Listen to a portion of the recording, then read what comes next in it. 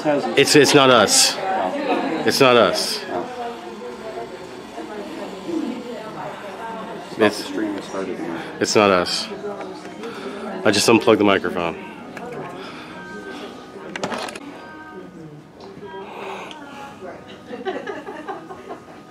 So we're not streaming. Technical difficulties. Stand by, everyone. Not listening here. Figuring out a mic issue. Alright. Yeah. Well, it's because they were here. This is our first live stream. Now, okay. Now let me put this in. Is this the lag? Mm-hmm. Cool. Great. The mic is working. Wait, not yet. Not yet. Not yet. No, it's not. Hear everything you said. The buzzing's gone, I can hear it. Yeah, okay. Okay, I'm going to turn this back on. I don't understand how this is possible.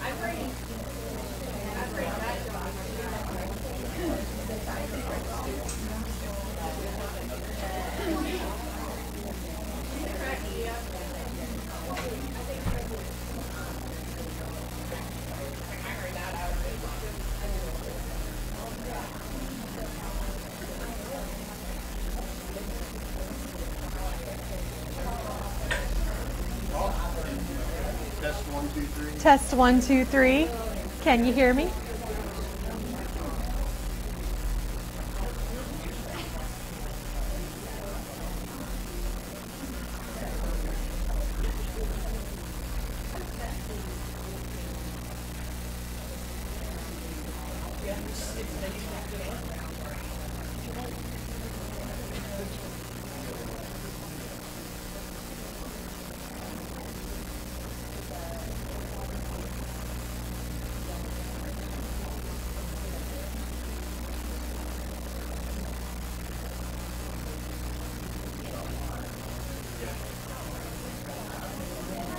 It's the two mics. The double mic. Double mic. Tricky.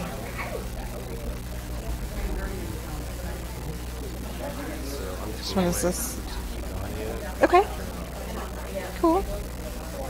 Oh, okay. I tried calling Admiral over there and told him, hey, we're going to He didn't much care about that, huh? Son, what did he tell you? More important things than your film. Yeah. We're not going to stop her. No. We tend to not like them. No. Mm-mm. They do not care. I like to ask them in person to get the stare.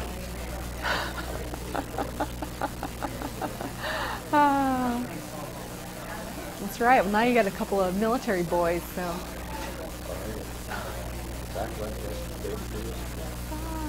There's no...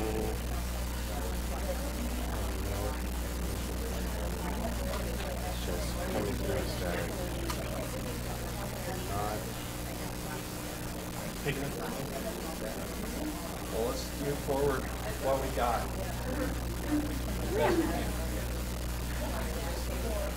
Get what we can get. As long as you can clean some of it up post too. All right, so let's get started. Thank you all for coming to our first live stream event. We're having a few technical difficulties, but we'll work through them as we go. I'd like to introduce you all to Dr. Tiffany Denny right here. She's awesome. She's a facilitator for the Embody Love movement, which we'll speak about. She's also a doctor of physical therapy. She also owns 3 Tree Yoga over in Fort Worth, near South Fort Worth. Mm-hmm. And she's awesome. She's a great teacher. She helps heal people. And I thought I would bring her here to speak on the topic of turning criticism into kindness. This is a ladies only event, so we're going to head out. She's going to take the show. We'll have food after the presentation, and after lunch, we will. After lunch, we will have an open forum discussion with some of our ladies here at Sendera Funding will join Tiffany, and it'll just be an open discussion. That will not be recorded. That is private. After the whole workshop, we will be outside with a camera, and any of you that are willing to tell us what you thought about the event, that would be great. Fine. You don't have to, but if you're willing to, that'd be great. So anyways, I'm going to leave it up to Tiffany. You're in good hands, and enjoy. Thanks, James. Yes, maybe by the end of the presentation, everybody will be dying to be on camera and ready to go, right? Welcome. Good afternoon. I feel so honored to have been asked by James to be here today to talk about this topic that is really meaningful to me personally, but also I feel is something that is essential for us to start talking about, thinking about, putting into practice in our lives. Turning criticism into kindness, changing the conversation from criticism into kindness. And I come to you from Embody Love Movement, from the teachings of Embody Love Movement, which I'll tell you a little bit about throughout the presentation, because that's really what has inspired a lot of this work. I wanted to give you a little information about me so you know who is talking to you this afternoon. I grew up here in DFW, north of Dallas, and I went to undergraduate school at the University of South Carolina, and I got my clinical doctorate in physical therapy from Texas Women's University in Dallas. And from there, I have worked as an outpatient orthopedic specialist, and I've specialized in women's health, pelvic floor therapy, and also specialized in treating chronic pain. And through my work with physical therapy, but even more so through my work with yoga, I opened 3 Tree Yoga, really as a place just both to teach yoga classes and to practice yoga, but also to offer yoga therapy and to offer some healing practices as well. And so I've really been able to get into the wonderful yoga community that we have here in Fort Worth, which has been great. And through this whole process of like growing up in modern society and grew up, had a good childhood, great family and all of this, and yet I feel like as I was collecting like letters after my name and collecting experience and collecting education, I was doing all of those things at the time because I felt like I needed to prove myself over and over again. I needed to prove that I was smart enough. I needed to prove that I was strong enough. I needed to prove that I was capable. Constant need to prove myself over and over again was what drove me. And it was fine, except that this image that I had built of success or achievement never felt real to me.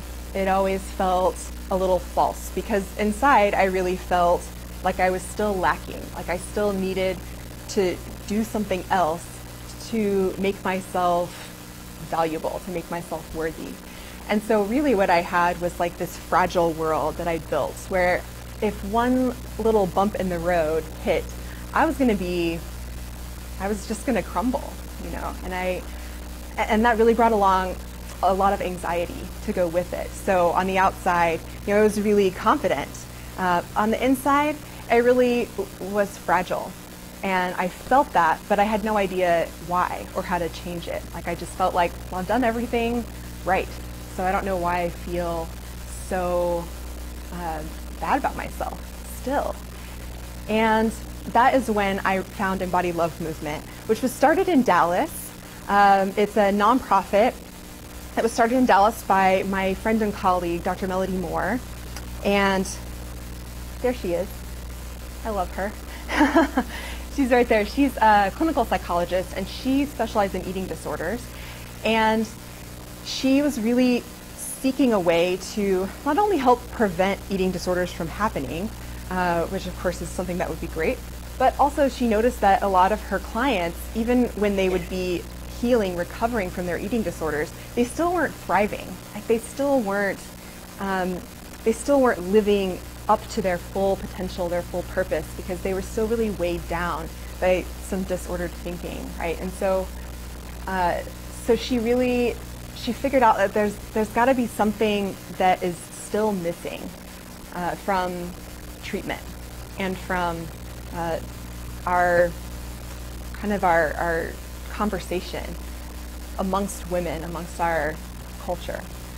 And so she started Embody Love Movement, and it turns out that it's not only useful for women who have had or might in the future have an eating disorder, but it's also really helpful for any woman who's grown up in sort of a modern culture, because modern culture has created the conditions under which women tend to feel constantly less than, constantly lacking, and like we constantly have to prove ourselves. And so the mission of Embody Love Movement is to empower girls and women to celebrate their inner beauty, which I think can have a lot of meanings, to commit to kindness and contribute to meaningful change in the world. And so really it's about a lot more than just building self-esteem, because to be honest, I feel like the idea of let's build up girls' self-esteem is not enough. It's not sufficient for what we really need, because what we really need is a shift in the way that we as a society view ourselves as women and view one another, the way that we talk to ourselves and talk to one another. And through that, we can start to truly believe that we're capable of anything, right? And so I found that working through Embody Love Movement, working with Embody Love Movement, and starting to look into the concepts that we sort of bring to the surface through this nonprofit has really shifted for me my presence with my personal life, with my professional life, and also my health. Like, it's created huge impact for me. And so I love to share this work because it has been so meaningful in my life, and I know in the lives of a lot of other girls and women. And this is sort of our little Embody Love map. It started here in DFW, and it's slowly spreading throughout the world. We started it was conceptualized in 2011 and really started getting going in 2012. So in just a few short years, we've really started reaching women from all over North America and throughout the world, and hopefully it'll just keep growing and growing until the whole picture just becomes one big pink heart. That would be awesome. That's my goal. So I think the first thing that I'd like to do is convince you that it matters, that there's actually a need to create change, a need for us to change our behaviors and our thought patterns. And so in order to do that, I've brought for you statistics. I don't know about you, but I like numbers. I'm that kind of person. So I'm going to bring this to you. These statistics actually come from the National Eating Disorders Association. They found that nearly half of girls in the 1st through 3rd grade, if you can picture girls in the 1st through 3rd grade for a second, I just had to think about those girls. 42% of them are unhappy with their bodies already. And to me, I just read that and I'm like, well, something's got to change, because that's not okay. But it gets worse, because over half of 13-year-old girls are unhappy with their bodies, and by the time they reach 17, it's 78% of girls who are unhappy with their bodies. They barely even lived yet. Already they're finding stuff that's wrong with them. 25% of American men and nearly half of American women are on a diet at any given day. Half of American women almost on a diet any given day. And this one's really striking to me. By the time they're 17, girls have seen 250,000 television commercials that are telling them they should aspire to be sexy, sex objects, or have a body size that they can't achieve. Because television commercials, of course, are based on the concept that we're inadequate, so that we need something in order to become adequate, right? That's the way that advertising has worked for years and years.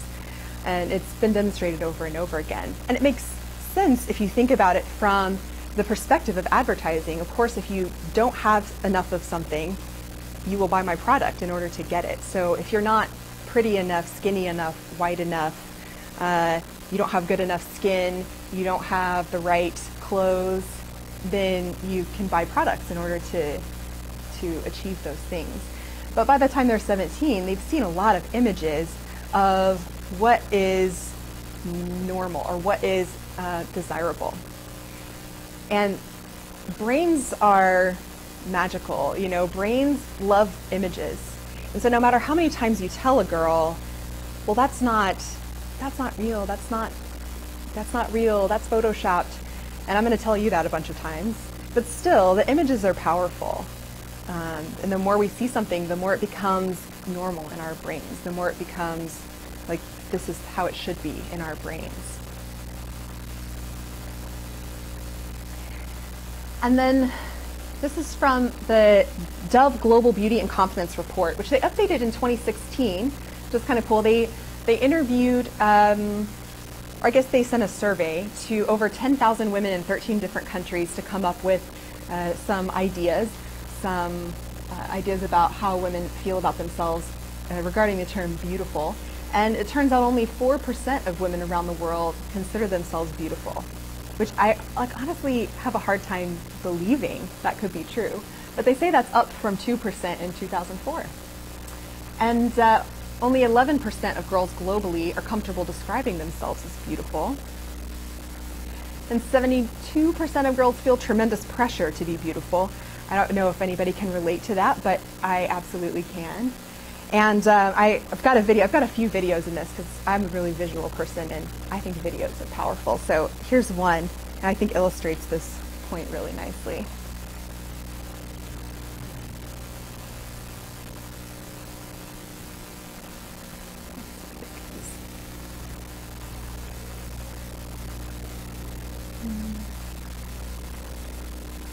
See if we can make this a little louder.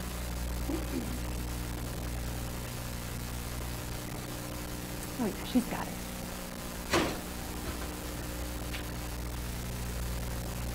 Thank you.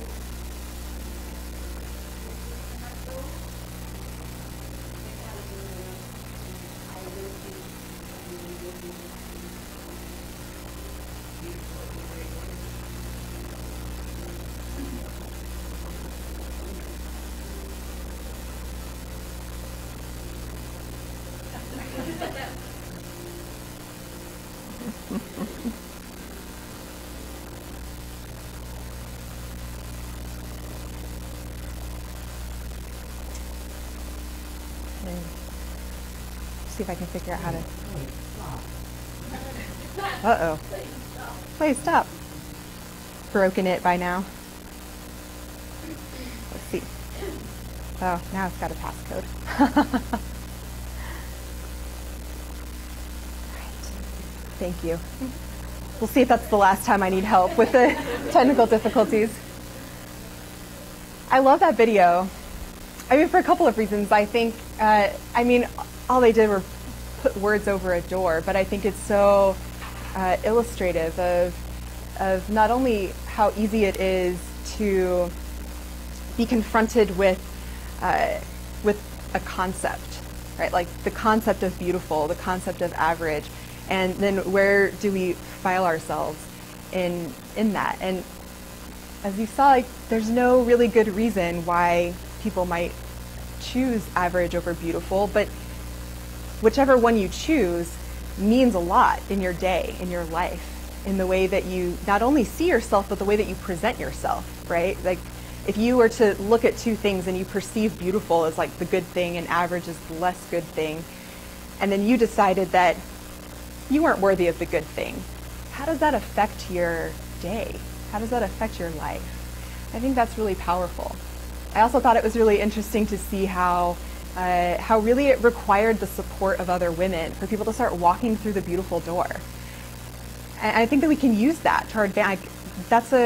We're social creatures, right? I think it's okay, but that means that we need to support each other in that. And some of us really need to be willing to stand up and say, I'm beautiful and so are you.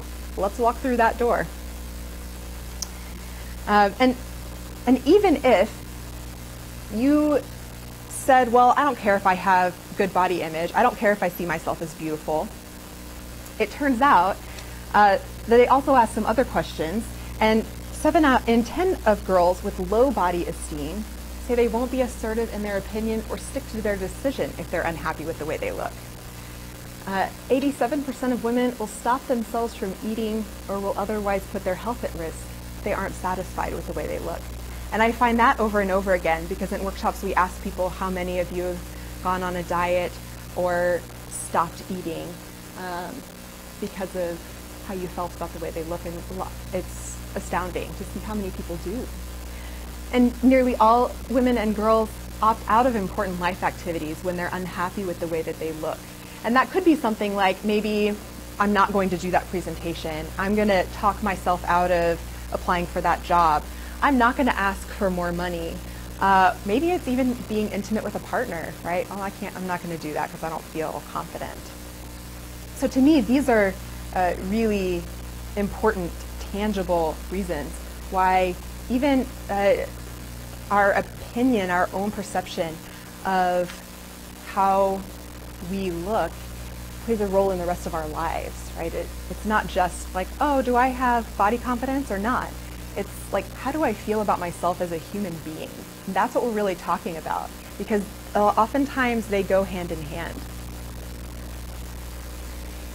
And if you related to any of those statistics, then obviously you're not the only one, because the statistics are pretty big for people that struggle with body image.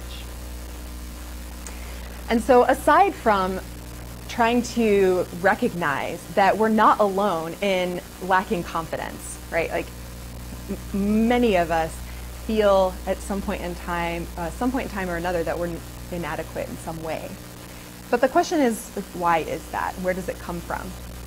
And so when we work through workshops in Embody Love Movement, we do a section on media literacy because it's really important. Again, these are the images that we see over and over and over again. We're conditioned to look at. For instance, if I look at the 21-day booty core program, which is a real thing, by the way. I found it on an actual website that they advertise. And I look at this woman and I say, yes, I think her booty looks like what I should have. I will buy the 21-day booty core. And in reality, I think most of us know that doing a 21-day booty core does not, in fact, change your booty all that much. And it especially won't change you into this person, because this person is not a real person. This person is altered quite a bit, not only before the image is taken, but after the image is taken. And that's a really important thing to realize. I feel like I knew it. I have a video.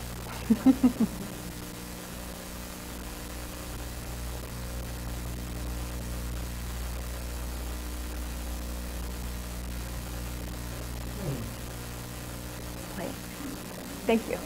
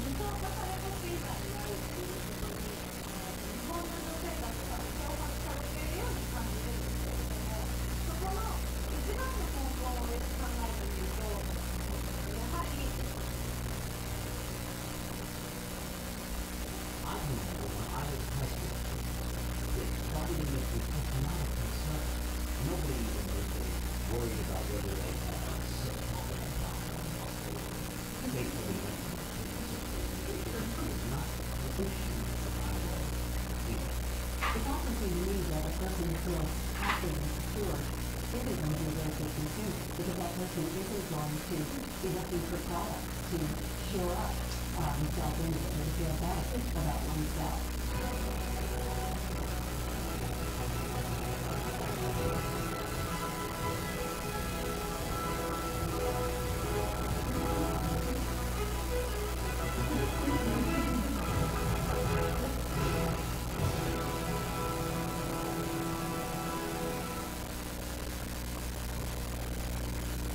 And that comes from a documentary called The Illusionists, which is by a Italian female director.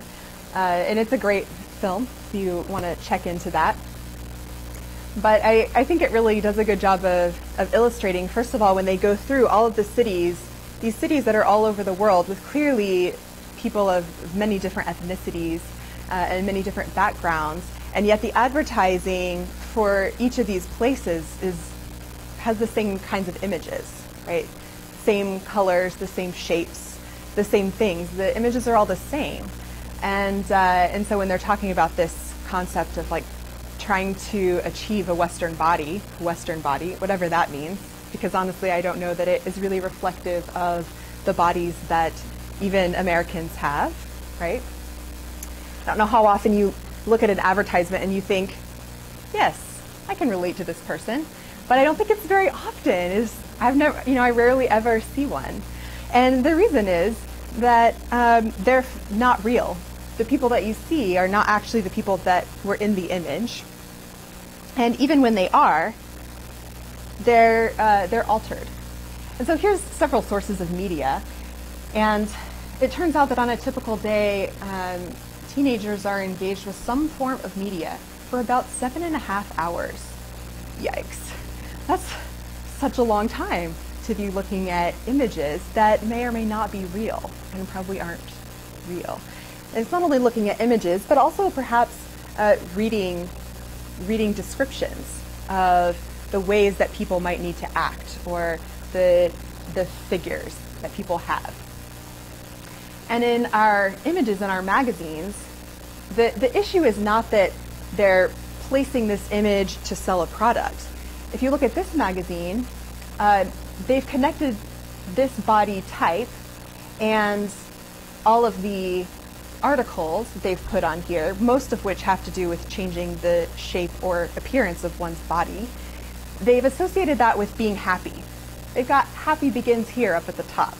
So in order to be happy, you need all of these things. In order to be healthy, because the entire magazine is called Health, apparently healthy only means looking a certain way, because that's all they've got in this magazine. That you need to look this way and you will be happy and healthy. And we can't help but start to make those connections because they're really prevalent.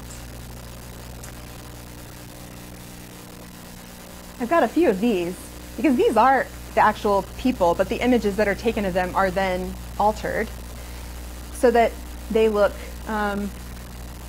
expressionless, I would say.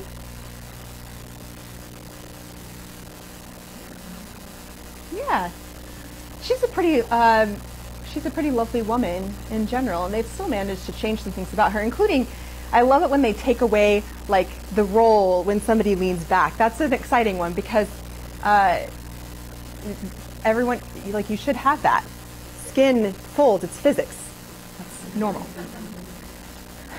They've changed just about everything about this woman. Yeah, this is just some physics, right? I actually, I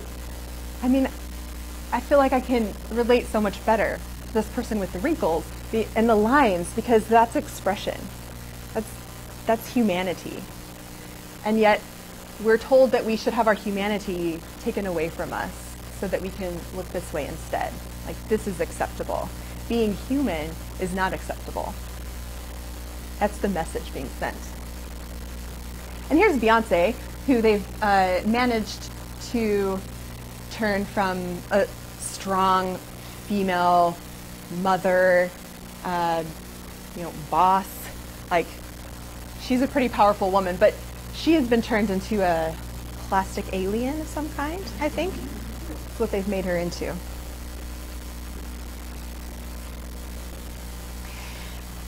And not only are images altered, but in order to catch attention, the images have to really, they've gotten pretty extreme in how they're presented.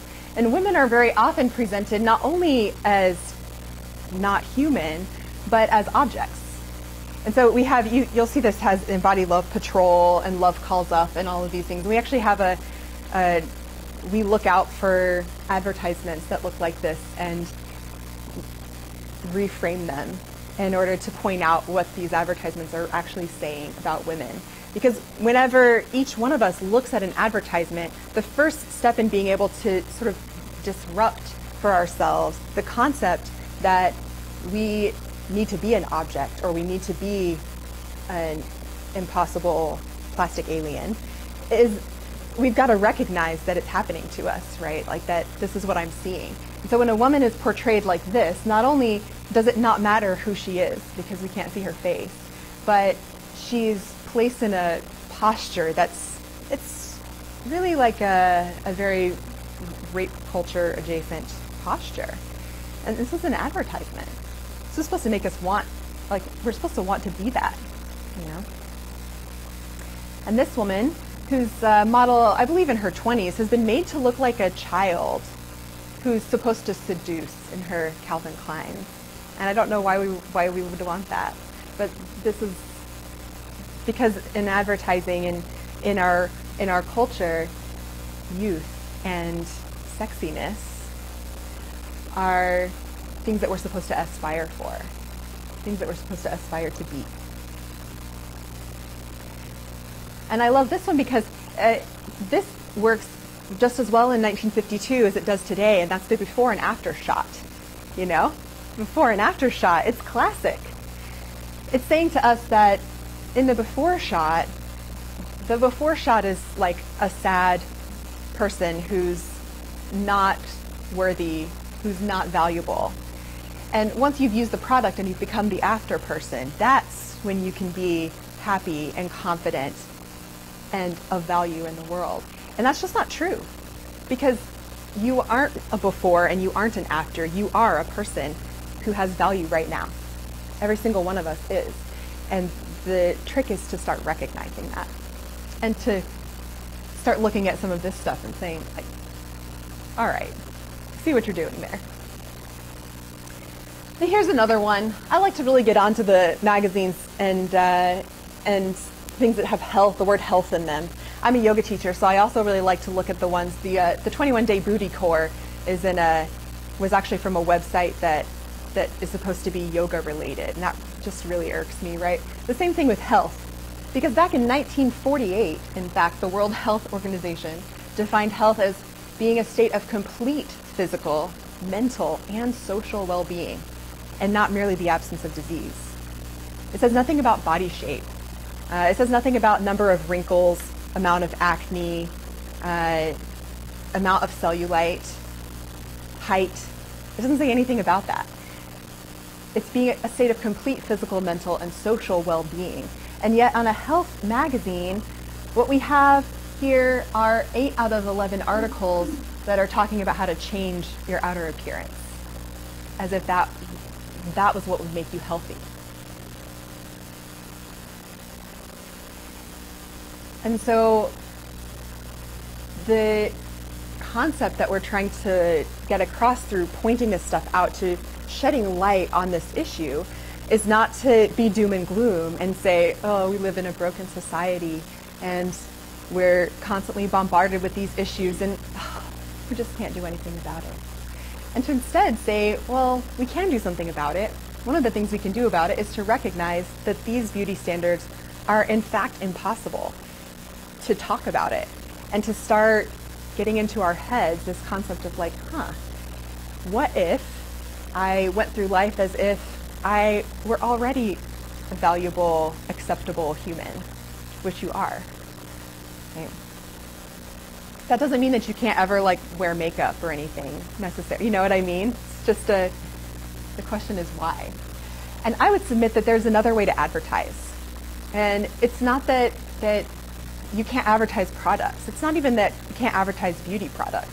But I think that there's nothing wrong with offering unretouched photos. Because if we could see more real women, if we could see more images that we could relate to, then that would start to become normal. That would start to become acceptable, right? So, like, would it be okay to have different body shapes? And it's not just about the body shapes. It's about the postures that they're in, right? It's about the look in their eyes. Do we have to always do like the sexy look in our images, in our advertising? Or can we have people that are like girls being friends with one another, to have two different body shapes? Can we have women that seem confident? Can we have women that seem strong? And actually, Teen Vogue, of all magazines, has been really leading the charge in this. They have a lot of articles on their website and in their magazine that are about social justice issues that have images that are different from what you're used to looking at in advertising. So that's been pretty cool to see. And I would even submit that something like a face wash or a skincare regimen could be advertised differently. I love this one. And I'm not going to speak for Clean and Clear because I recognize that they also have advertisements that are like, get rid of all of your acne and all of your wrinkles. But in this particular advertisement, they're saying like, good morning, this will invigorate you. Great. I would love to be invigorated in the morning. That sounds awesome. That sounds empowering. So like, why not? Why can't our advertising be like this instead of saying, you aren't good enough unless you have this product? I think it can be done. And I think it's important to recognize our own role.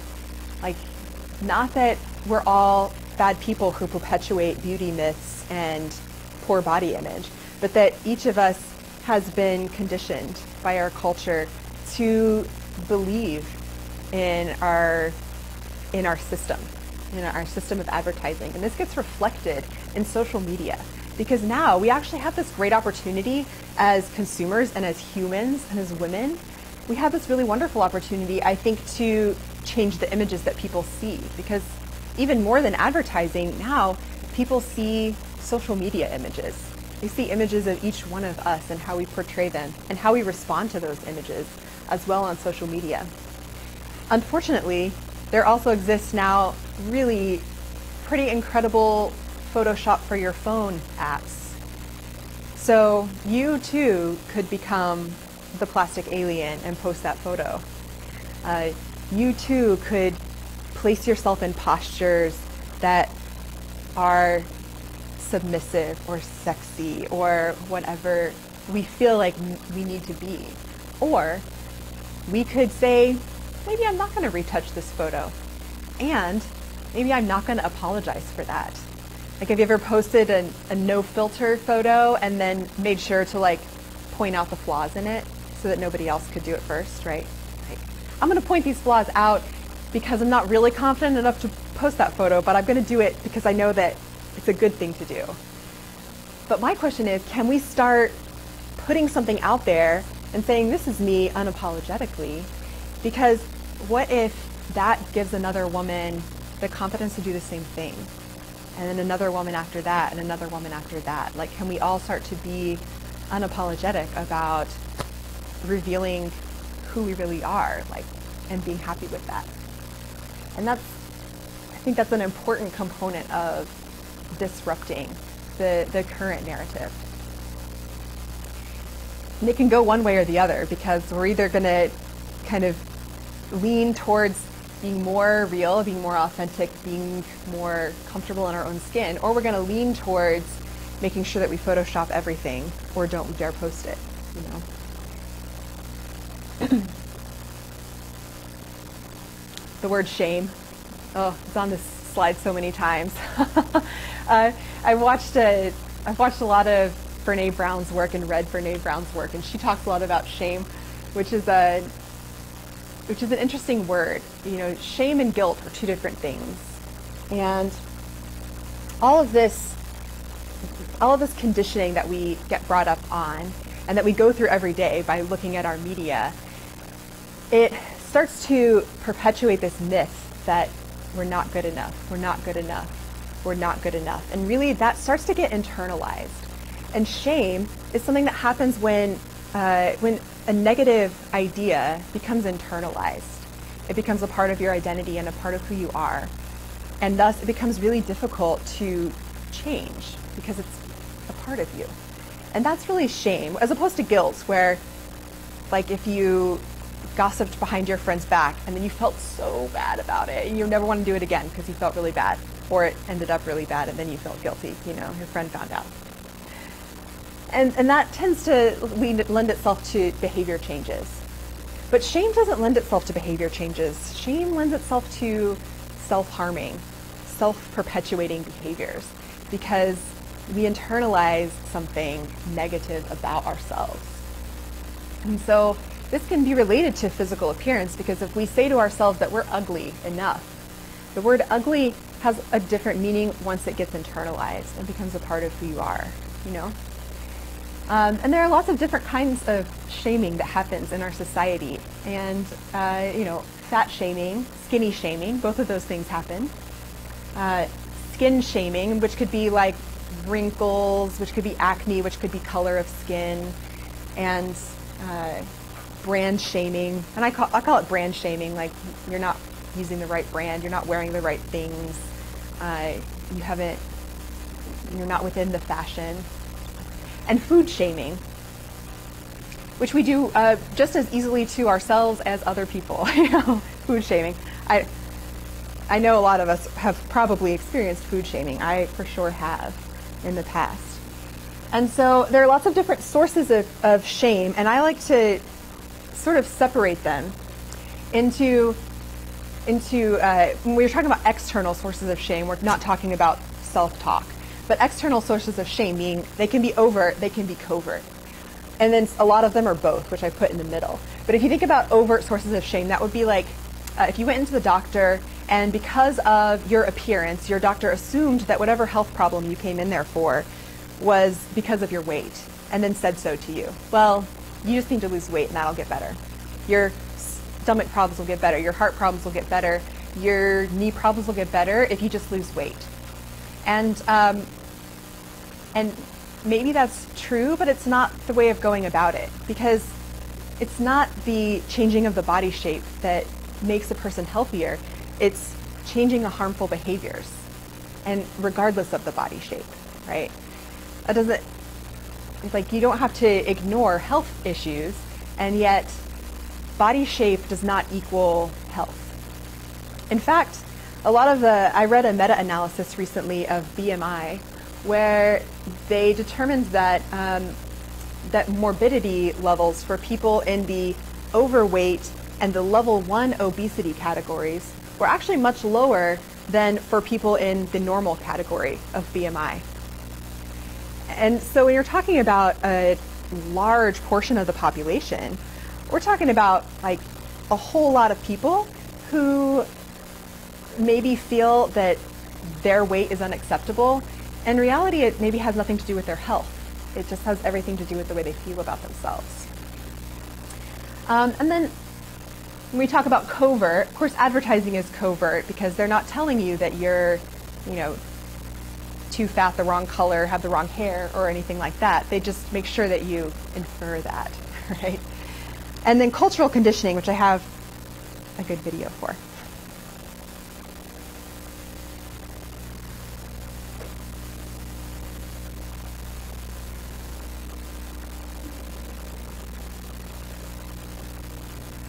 Maybe. And I'm running low on battery here. Oh. This isn't the right video. Pause. Pause and stop. Well, I don't know how that video got there, but it isn't the right one, so I'll tell you about it. If anybody saw the video, it was at the Super Bowl recently, a couple of years ago maybe this year, where they asked people what it looked like to run like a girl, and what it looked like to throw like a girl, and what it looked like to fight like a girl. And the older people and then the young boy who were in the video, they ran, like floppy armed, and they threw like this, and that's what it meant to throw like a girl. And then they asked young girls the same question, like, real young girls, what does it look like to run like a girl? And she just like runs like a fiend, you know? And same thing with fighting. They fight really strong.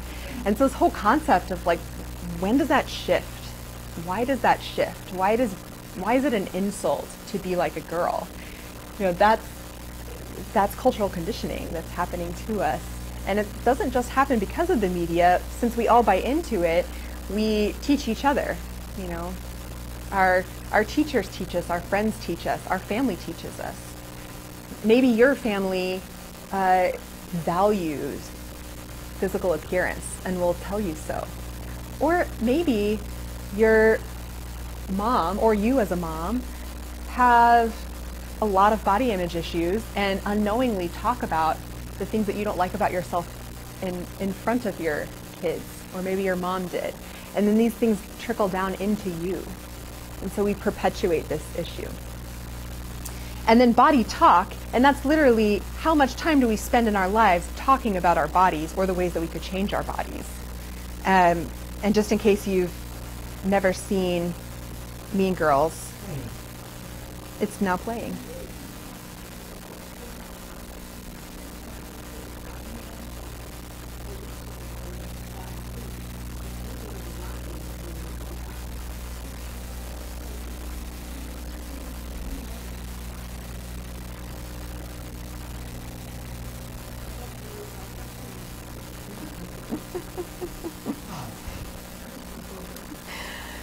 And that's really an exaggeration, right? And yet, not so much, because especially when we get together as women, it's really easy to find things to talk about that we don't like about ourselves, right? Or like we can talk about the latest diet that we're on, or we sit at the lunch table and there's like the bread in the middle, and somebody's eating the bread, and then somebody else says like, oh, I just wish that I could eat that bread, but it's got way too many carbs for me. No, and yet you are not alone, right? Like, you're not alone. It's so common. It's scary. This is everywhere. I mean, but that's exactly what happens. But then, what if you're the girl eating the bread? Then you're like, oh crap. Now I'm doing something wrong by eating. And I actually had a couple of women who told a story, and they were friends. They were in a workshop, and they told this story. They had gone clothes shopping together. They were shopping for pants. You know, I know. I hear the already, pants shopping. They are shopping for pants, and one of them tries on these pants and is lamenting. She is so upset that she has to wear size 12 pants now. She's used to being a size 8, and she just cannot believe that she has to wear these size 12 pants. She's like, it just feels so horrible and ugly and like not myself, and I hate it. And her friend pauses for a second and is like, I wear size 12 pants. And of course, one friend is truly not saying anything about any other woman, and yet she is.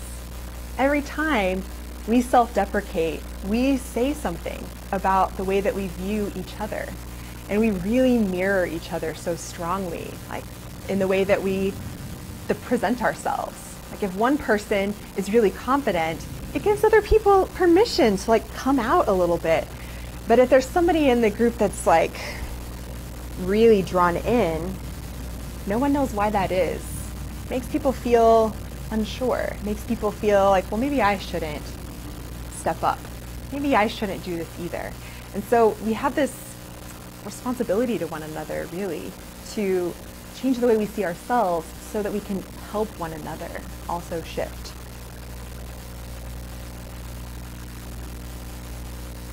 Your value is intrinsic. It never changes. It's always present. You always have value. And it doesn't decrease based on someone's inability to see your worth. And that includes your inability. Like, even if you think you are worthless, you're still not, because your value and your unique purpose on this earth is always present. And truly, there's not a single other person on earth who could do as good a job of being you as you could, who could offer what you can to this earth. And so really, like, how dare we not step into all that we could offer? How dare we not? We're depriving the world of something really valuable. And the reason that we often don't is because of self-talk. And self-talk is bred from external sources and from our cultural conditioning, as we talked about before.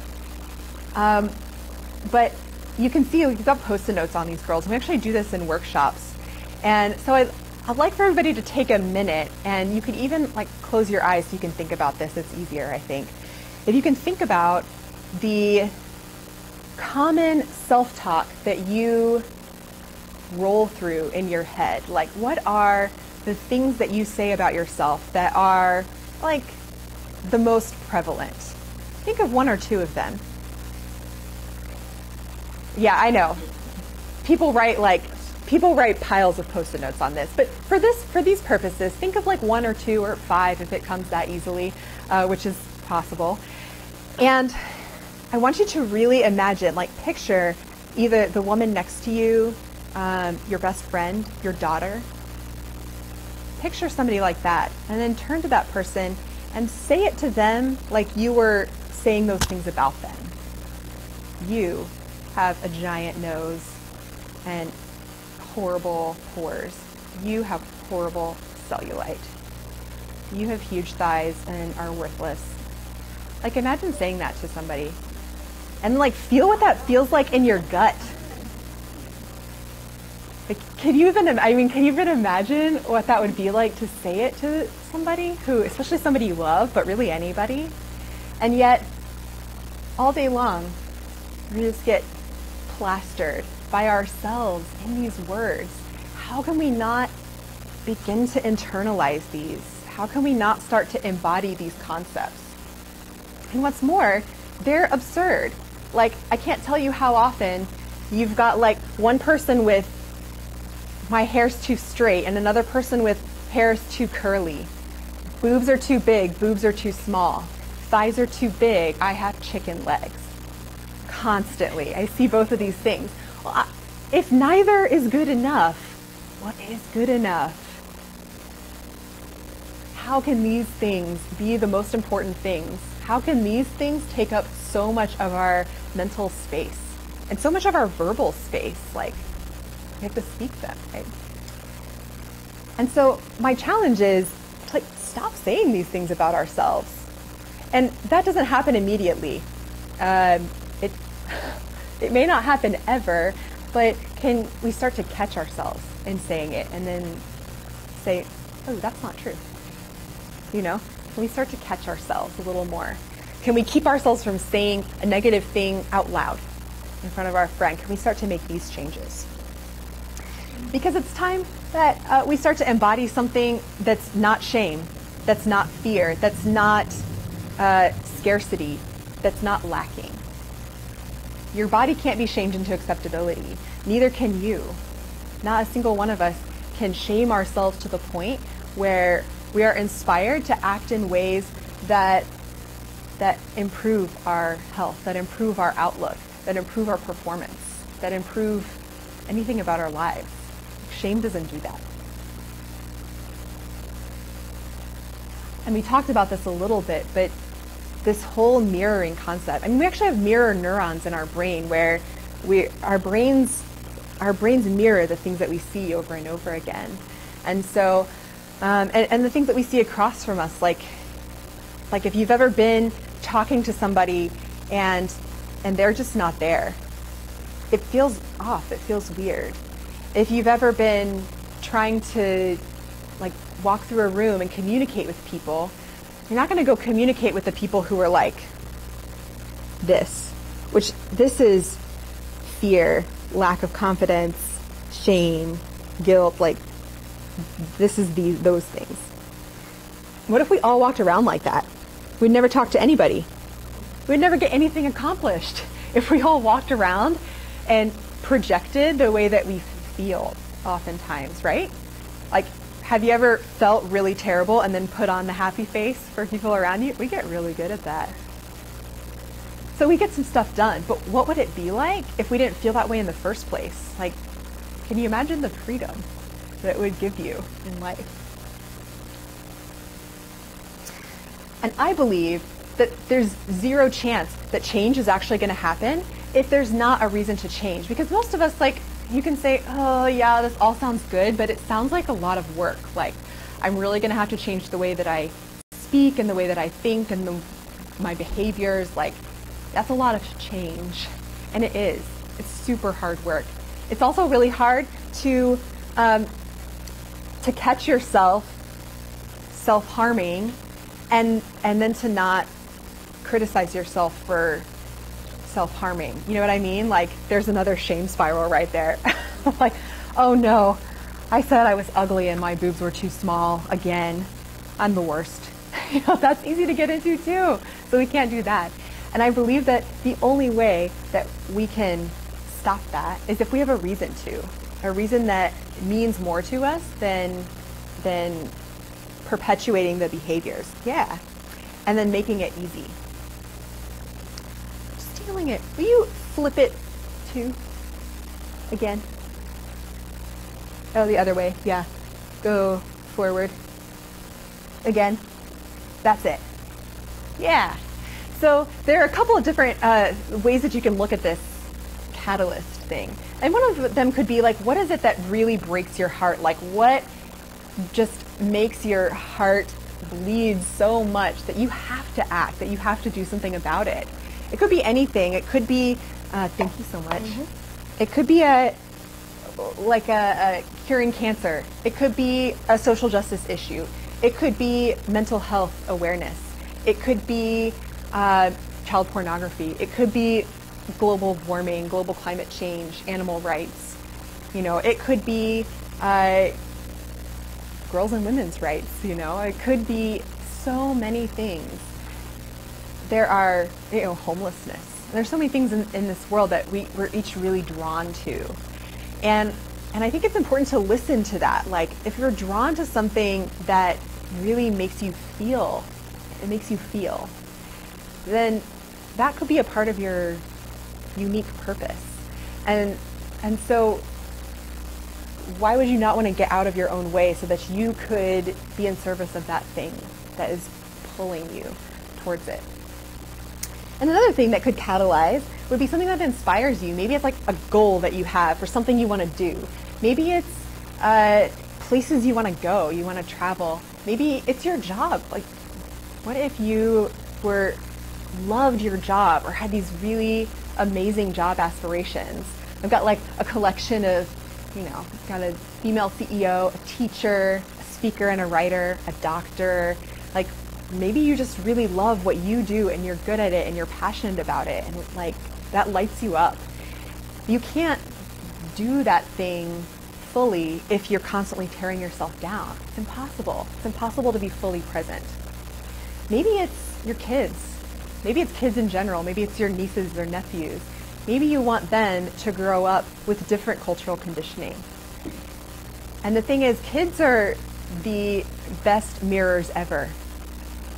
Sometimes we don't realize that every day when we get on the scale in front of our daughter and are completely like gutted by what we see, that she sees that. And she believes that she needs to get on the scale too and make sure that she's acceptable. Every time that you as a mother, perhaps, or a grandmother, or a leader, a teacher, whatever, every time that you demean yourself, intentionally or not, in front of kids, they take that. They take that in. And they'll reflect that back at you. And it is impossible to verbally convince somebody that they're beautiful, that they're enough, that they're good enough when they absolutely don't feel that for themselves. And so it's really important that we start to lift ourselves out of it a little bit for the sake of kids, for the sake of our friends, for the sake of everyone around us. So how do we do it? The important questions. We've talked about it a little bit. You might be able to infer some. One of them is changing the conversation. Change the conversation from criticism to kindness. when you see a friend and you go up to that friend, you haven't seen him in a while, can you think of something to say that has nothing to do with their physical appearance? Because I don't know about you, but the easiest thing, I know, we're all like, we want to have easy social interactions. And oftentimes our social interactions begin by, hey, oh my gosh, I love your outfit. You look so good. I love your hair. I love those earrings. I love your pants. I love your shoes. It's nice, right? Like, we've just had this great conversation. We've complimented each other. We've confirmed for one another that the thing that matters most about us is our outward appearance. Like really confirmed that in a strong way, because that's what we've talked about. And so here's the challenge, and it is a doozy. Let me tell you. The challenge is, can you talk about how you are, how you feel, instead of how you look? Can you talk about what you're doing instead of what you're wearing? Can you talk about your next project instead of your next diet? Ooh, a hard one. And then can you give yourself permission to celebrate both internally and with other people? Like, can you celebrate your joys, your successes, your breakthroughs? Can we talk about those things? Can we celebrate it for real instead of being like, well, yeah, I did that, but it wasn't that big of a deal. Like, yes, it's a big deal. You've done something you're proud of. Like, can we be proud of that? And then at the same time, can you give yourself permission to process grief, to process anger, to process sadness? Can we allow ourselves that ability to feel and to not feel like we're not allowed? Like processing grief or sadness doesn't make us weak. It's okay to do those sorts of things. It's okay to need to say, not okay right now, but need some time. We will be. Can we allow ourselves that vulnerability to be human beings around one another? Not that you're going to constantly be talking about how terrible things are, but so often we feel like we have to put up this facade of okayness all the time, or of greatness. I'm great all the time, because that's what's culturally acceptable. Another good one is stay on your own plate. I love this. I didn't think of it. The first person that ever said that to me is Dr. Melody Moore. Stay on your own plate. Because that's sort of like we found these plates. They say calories, tiny creatures that live in your closet and sew your clothes a little tighter every night. I know, it's funny. It is. It's like kitschy, it's cute. And yet, like, this is how we get unhealthy relationships with food. Because we believe that calories, which are fuel for our bodies and we need in order to think and to live and all of these great things and to be strong, suddenly calories are the enemy because they're going to change the shape of my body. That is the enemy. Like, that is an essential nutrient. But suddenly it's the enemy. And so, and then when we get together in groups, we start to get really weird about food, Ooh, that looks so good, but I could never eat that. Oh, how do you eat that much? Or you're not eating enough. Like, can we basically agree to just not talk about each other's food? Maybe not even really talk about our feelings about our own food. Like, if you're going to put food on your plate and eat it, yay, you're eating it hopefully because it feels good to you. Can we get to where we can start to feel for, oh, it feels good to eat this food. I feel good when I eat it. I feel full, so that's good enough. Versus, like, I have this food on my plate and I feel gutted that I'm about to eat it, It's different. Comment on the feeling rather than the form. These are one of my really good friends' daughters. They're 4 and 2. They are courageous. They both swim already. They just jump right into the pool and go for it. They're super courageous. They're hilarious. They are little smarty pantses. It's very adorable. And they're really strong. They're strong ladies. And yet every time she posts a picture of these girls, all of the comments are things like, They're so cute. They're so beautiful. Oh my gosh, they're so beautiful. Those girls are so beautiful. I love their bows. They wear bows a lot. I love their bows. They're so sweet. Their outfits are the best. They have such pretty smiles. Or my personal favorite, they're going to be such heartbreakers. I feel so bad for their dad. As if it's just normal and acceptable that one day boys are going to prey on them, you know, like crazy. And so another challenge would be when you comment on, maybe not kids, but even like your friends' pages, could it be the commenting on the feeling? Maybe like, oh, they look so happy. They look like they're having such a good time. Could it be something like, I love those girls? Could it be something like, it makes me feel so joyful and great to see these girls?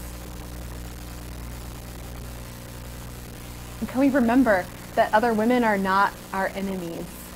I think a lot of times as women we feel like there's a scarcity. There's scarcity all the time. There's scarcity of success, scarcity of enough jobs, there's scarcity of enough men, there's scarcity of enough women, there's scarcity of enough whatever. And yet being successful, like two women being successful and acceptable, they're not mutually exclusive. Like because one woman is successful doesn't mean that another woman isn't going to be necessarily. And so can we get to the point where we start to celebrate the successes of other women so that we can all together like pull one another up and all be elevated as opposed to pulling one another down and all be diminished?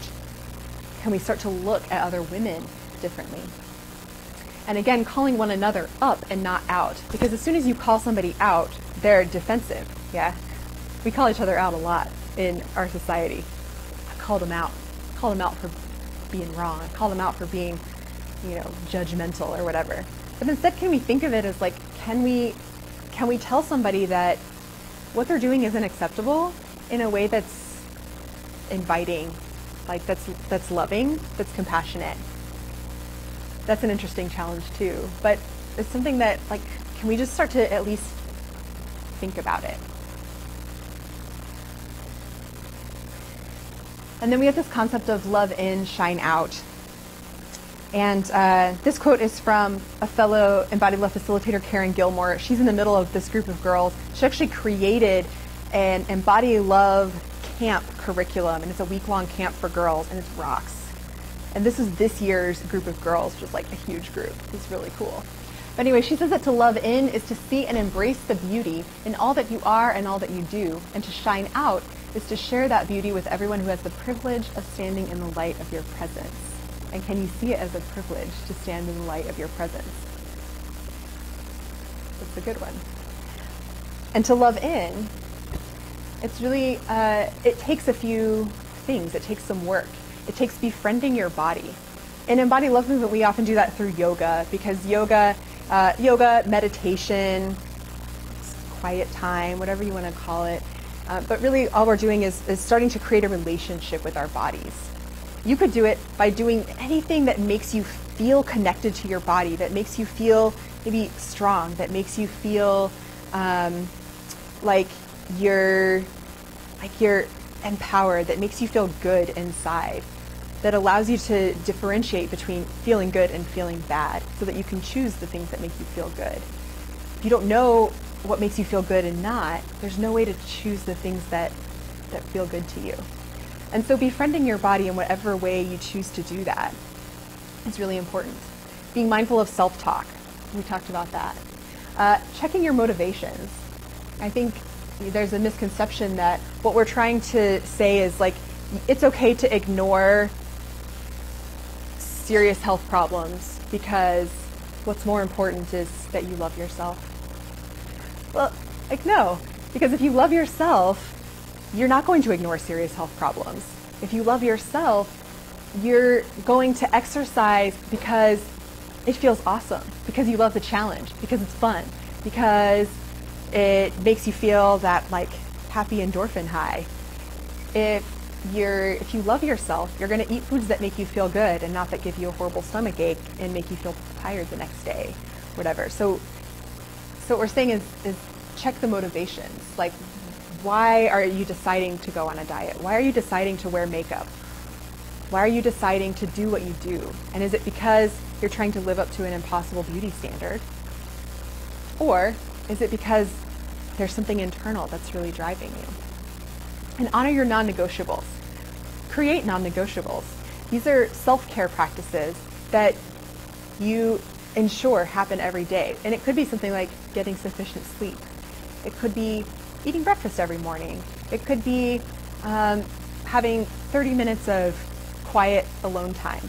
It could be having date night. It could be, I could think of anything that is really important to your physical, mental, social health that you're going to do no matter what, and that's a non-negotiable.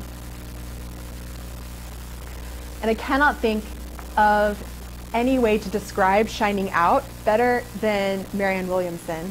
And I'm going to read the whole thing out loud for you auditory learners. If you're visual, you can read it yourself. But I think that this is like, I think about it, I have to hear it over and over again because I like to think about this all the time. She says that our deepest fear is not that we are inadequate. Our deepest fear is that we are powerful beyond measure. It is our light, not our darkness, that most frightens us. We ask ourselves, who am I to be brilliant, gorgeous, talented, and fabulous? But actually, who are you not to be? Your playing small does nothing to serve the world. There is nothing enlightened about shrinking so that other people will not feel insecure around you. We are all meant to shine as children do. And as we let our own light shine, we unconsciously give others permission to do the same. As we are liberated from our own fear, our presence automatically liberates others. And I just try and read that on a regular basis so that I can remind myself, like, yes, that is the truth. Like, let's all shine together. And if we can get more and more and more of us thinking and speaking and acting from a place of love and from a place of knowing that we are enough, that we are valuable, and that we are worthy of love and all of the good things that come to us, then the world could be different. I 100% believe that. And if nothing else, if you can make that happen in your own little corner of the world, your life can be different too. And that's what I've got for you. I'm really grateful to you all for listening, and I look forward to our discussion because discussion part's my favorite. And if you're interested, I've got some resources. If you want to like learn more and read more about the topics, these 3 documentaries are all really excellent and really powerful. Embrace is actually on Netflix right now, so you can Netflix that tonight. It's your entertainment. And then EmbodyLoveMovement.com, JeanKilbourne.com. Jean Kilbourne was in one of the videos, and she has been doing media literacy research for decades. Always.com, like a girl, has some of the good videos, and Dove.com has some videos of some of the videos we watched and a whole bunch of others. You could just go on YouTube and like watch the channel enraptured by all of the good stuff that's there. So those are some good resources for you. And if you want to connect with me with Embody Love Movement, I'm on these social medias. I can only do so many social medias personally. You're welcome to email me or Embody Love Movement. And as an aside, if this is something that really speaks to you, I offer Embody Love Movement facilitator trainings so that you can get involved in spreading this work to women, to girls, whatever.